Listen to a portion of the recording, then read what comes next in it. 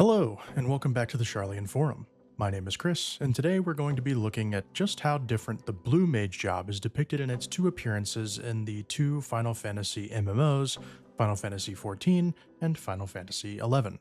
Before we get started, remember to like, comment, and subscribe to the channel if you feel like I've earned it.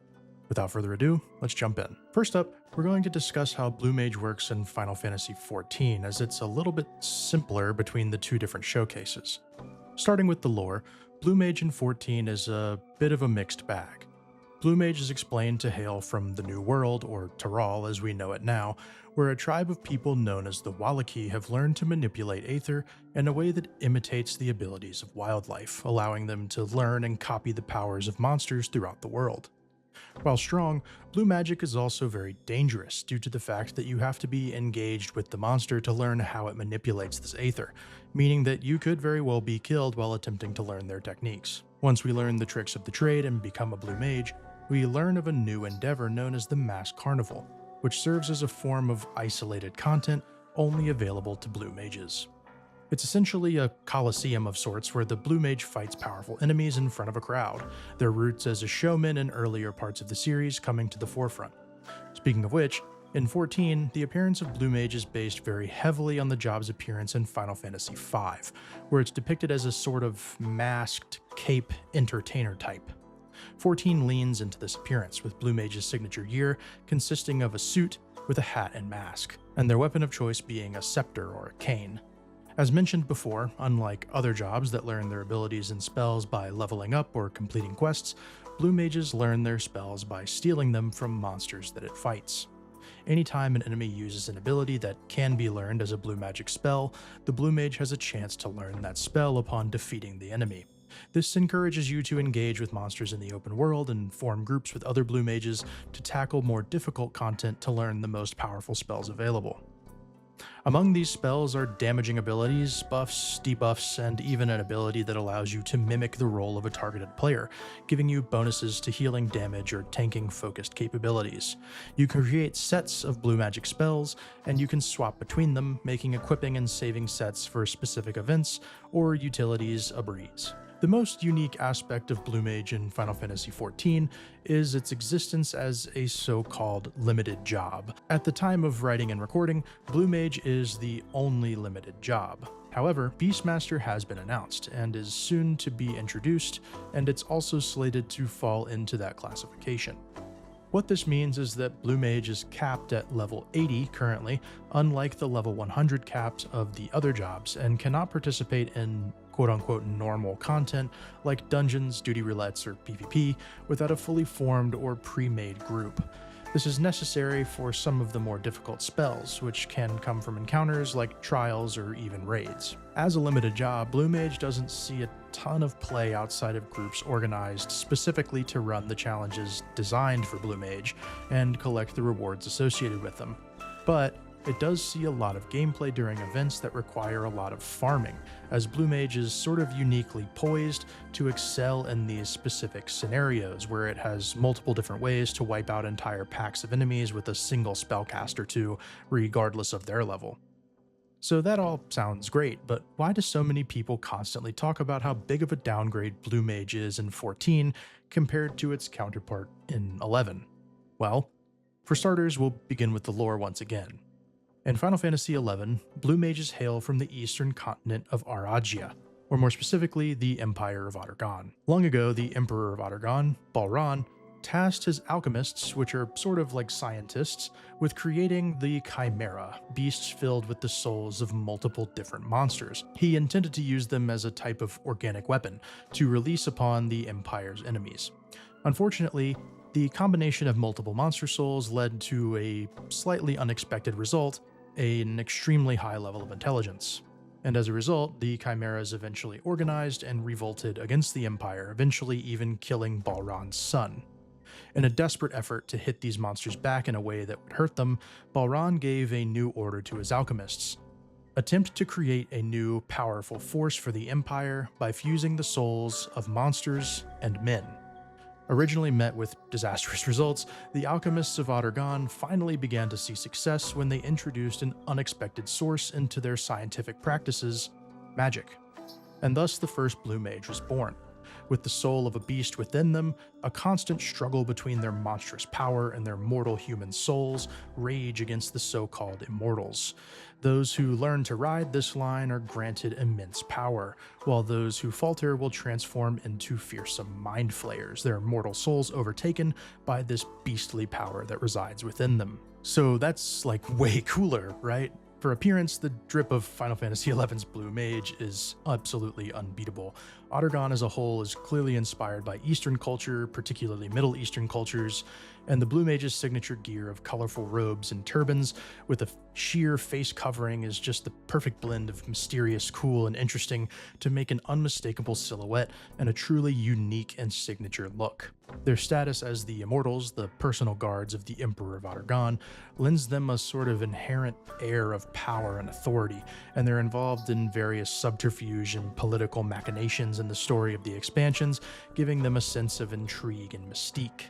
Much like their counterparts in 14, 11's Blue Mages learn their spells by observing an enemy use them in battle and harmonizing, as it were, their bestial spirit to learn the spell, adding it to their arsenal. They can equip these spells in a collection and can only equip a limited number at a time, all very similar to 14.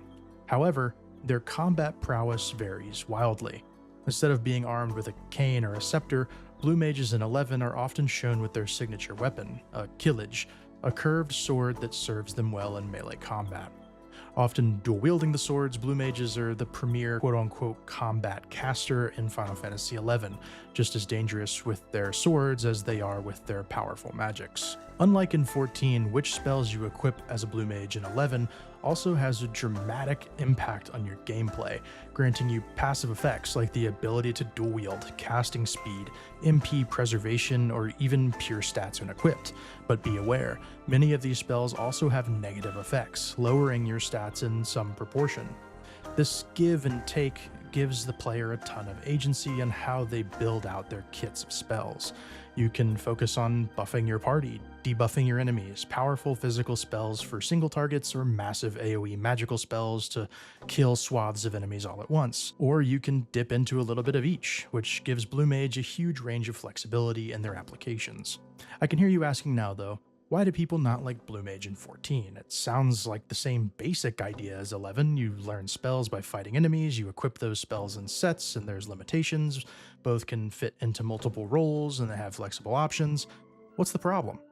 And I think it really comes down to just a few simple things. Blue Mage in 11 is just cooler. The pure vibe of a Middle Eastern inspired Magus battle mage with two curved swords fighting this inner beast for control of this insane power is just way more interesting than an aesthetic that relates to a performer who mimics the aether manipulation of wild monsters. While it is a unique and interesting take on the job, it unfortunately differs so wildly from what made Blue Mage in Final Fantasy XI so popular that I can't help but feel like it was sort of doomed from the start.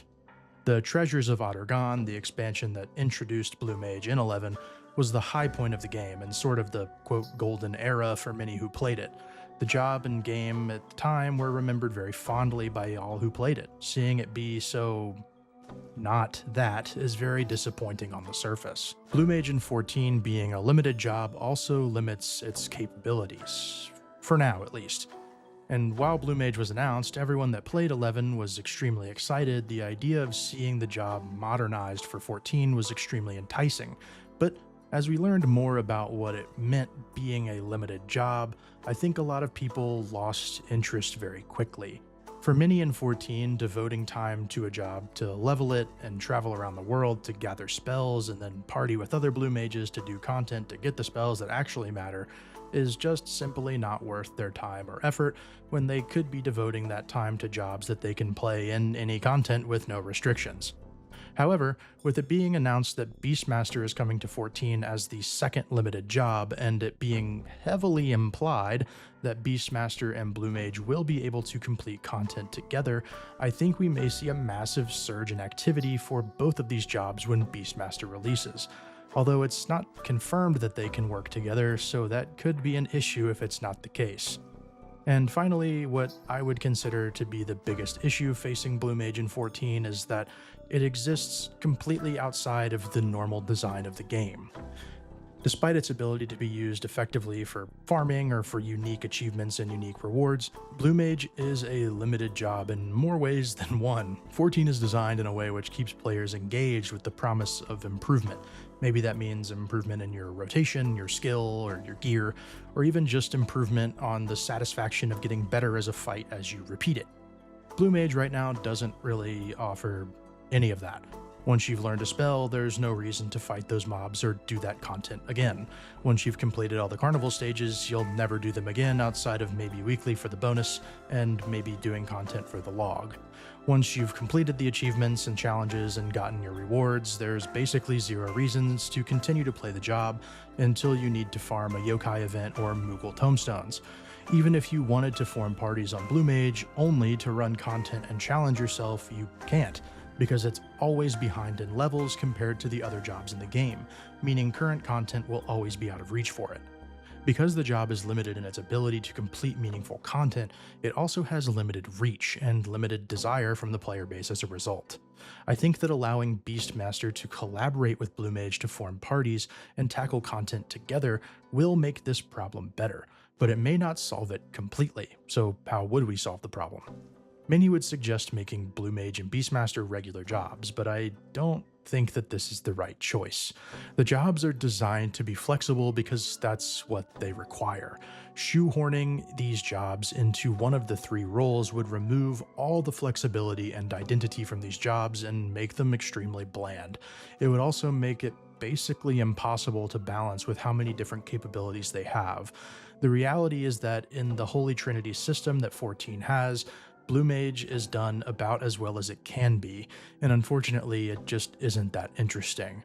Instead, I think the answer is to add more content that can be taken advantage of by these unique jobs.